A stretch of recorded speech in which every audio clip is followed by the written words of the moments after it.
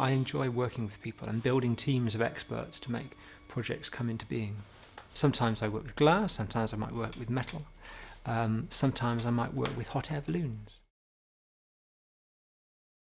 The artwork I make is sort of conceptually driven. So I might have a particular idea and then inventing the medium or working in a particular medium to express that idea. So everything's conceptually driven, and by working with specialists, by bringing in technicians and glassblowers and engineers and fabricators and composers, it means that I'm capable of doing anything, actually. Often it might be the idea that springs into my head as I'm just sort of drifting off to sleep. You go, that's the solution to my problem, you know. So there'd be that little moment of creation there where you get a kind of visual impression of what the artwork should look like, or the particular answer to the problem that you've set yourself. Then there's the moment where you're actually physically putting something together, and there's often little moments of creation there that you wouldn't necessarily predict. And then there's the final reveal where you've finished an artwork and you present it to the public. And often with an artwork, if it's any good, there'd be lots of sort of unexpected positive consequences of a project, of an artwork that you really wouldn't expect. And so there's sort of moments of creation at the end where you go, I didn't think it was going to do that as well, you know.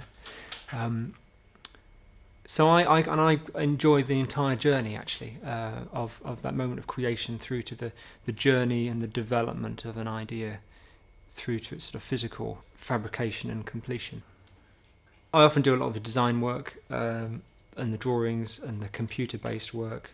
But even then, you know, if something needs to be designed on using CAD, you know, a three-dimensional computer model, then I'd probably employ someone else to do that, and I'd sit by them and make sure that they're creating what I want. So I'm a bit of a control freak when it comes to these things. It all kind of depends on what's kind of required. I've got a technician at the moment, you know, creating this 6-metre tall chandelier for the National Glass Centre in Sunderland. And I've worked with him a couple of times before, and he's literally here sewing all these radiometers onto, you know, 150 layers of glass. We're just not surrounded by the same level of sort of fabrication that was around maybe 50 or 100 years ago. And I'm happy to find fabricators anywhere in the world. So, for instance, these acrylic rings for the radiometers, they've all been laser cut by a local company here in Bristol.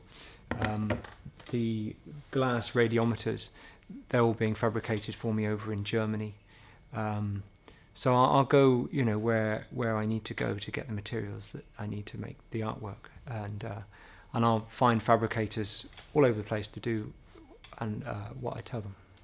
Having a good relationship with directors of arts organisations and curators is really important, and also sort of promoting the long-term relationship is also vital as well, so that, you know, as they move up in their career and hop from one directorship to another, from one gallery to another, we get sort of taken along as part of that journey.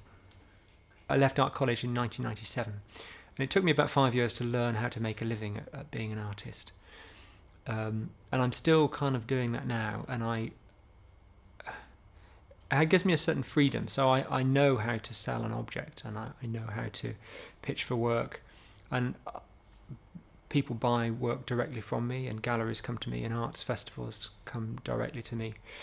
Mike Stubbs is the director of FACT in Liverpool, and I'm still got a good relationship with him there.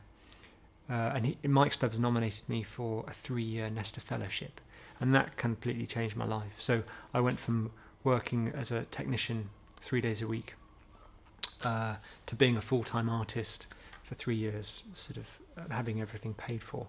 So it sort of changed my whole career and helped launch things. So I'm based in Bristol, but I work, you know, probably 5% of my income comes from Bristol. I exhibit in the UK, and there's probably a third of my income that comes from America, and a third of it comes from Europe as well. So in that way, I work all around the world delivering art projects. I suppose when I'm developing an idea, it would start off with a sketch, and then, you know, that drawing might turn into a sort of Photoshop mock-up of how the artwork might seem in a particular context. So I would do a mock-up of perhaps one of these chandeliers in the space, and I'd use that to then pitch with. So often arts organisations, they come to me, they pay me for a couple of days' work to develop an idea, and then I would then present them with a document that would show them what the artwork would look like, the ideas behind it, and I give them a budget. So they're effectively buying an image, or buying an artwork based on a sort of Photoshop mock-up. A lot of the artwork I make involves combining art and science. So giant steel sculptures that sing in the wind. I even made my girlfriend's engagement ring. It's got my voice on the outside of it, my proposal, and you can play it back on a miniature record player.